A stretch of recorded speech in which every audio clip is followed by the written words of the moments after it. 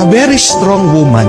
At meron pong kasabihan, the strongest wings are those who fly alone. Ang ganda po, no? Mga pinakamalakas na pakpak, mga pinakamatayog lumipad ay yung mga mag-isa.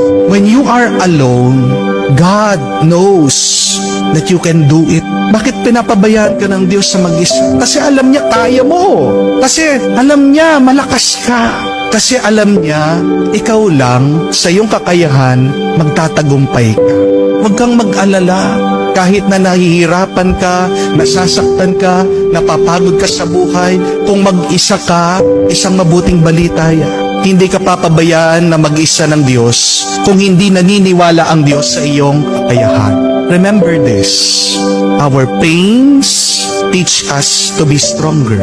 Our tears teach us to be braver. And our broken hearts teach us to be wiser. Kung mag-isa ka, dumadaan sa mga pagsubok at problemang ito, ikaw ay tinutulungan lang ng Diyos maging mas malakas, maging mas matatag, at maging mas matalino. Trust in your ability. Trust in yourself. Magtiwala ka sa sarili mo dahil nagtitiwala ang Diyos.